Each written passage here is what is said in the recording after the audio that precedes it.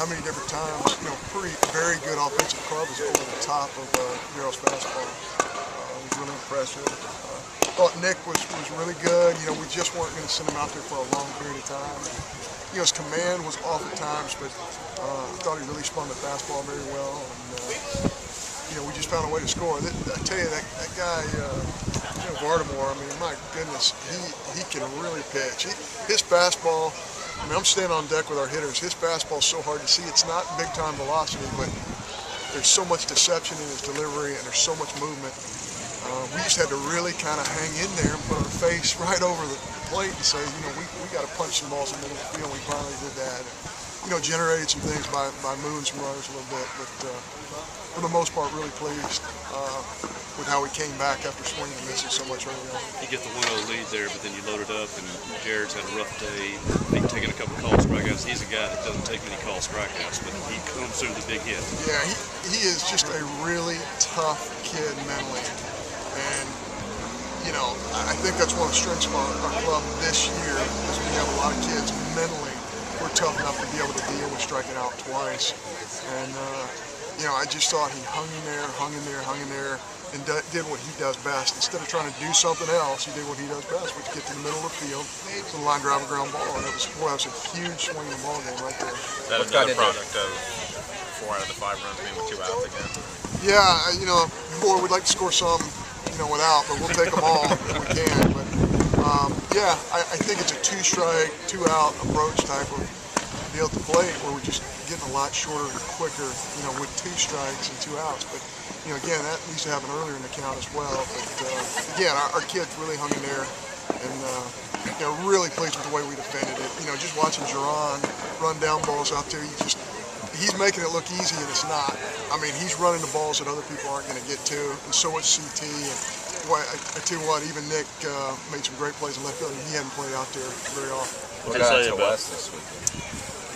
Wes, Big Pen, yeah.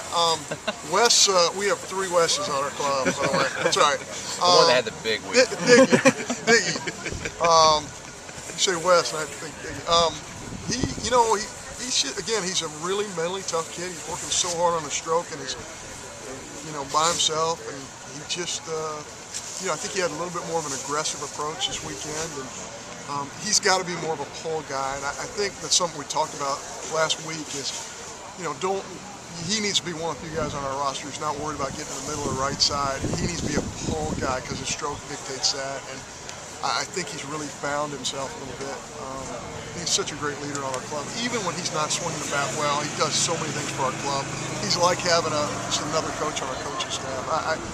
I could keep that guy's here all day talking about Wes Dickman. He is such a special young man, and he really makes us go in a lot of ways. Have you found a second baseman in Frazier? After what he's done this weekend? Yeah, offensively, he's really given us a boost there.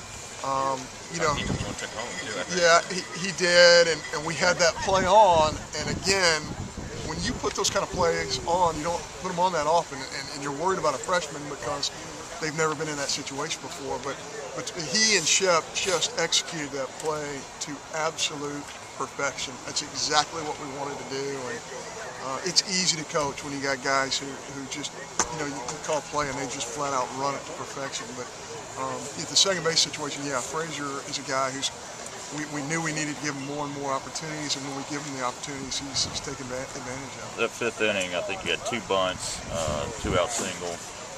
Just a lot of those small ball things that you like to do so well. Yeah, I can read the Weather Channel as well as anybody. 8 miles an hour in from the northeast means the ball's not going to travel very well, and you got to do those things. You got to hit ground balls. You got to move runners. You got to put guys in motion. You got to do the bunting game. We work so hard on those areas. It's a new era. These bats and this ballpark really dictate that. You're probably sick of hearing me say that, but that's just how it works in this league. You said new era. It's now think all the things done the first time since. First shutout since 08, first sweep since 07, first 500 record now. Practically top of the West right now, just 2 weekends in. Yeah, we're not even going to think about those things, Dave. We're going to think about Tuesday, which is Alabama A&M, and we're going to do everything we can to get some guys ready to play in that game and to execute, because as we've seen in the SEC in the midweek, guys can get destroyed teams come into your place, they're really excited about playing, and you need to match their enthusiasm, because the minute you're not, you can get into a really tough situation, and that's what our focus needs to be. And then we'll do a really good job for 3 days trying to get ready for a good Georgia club.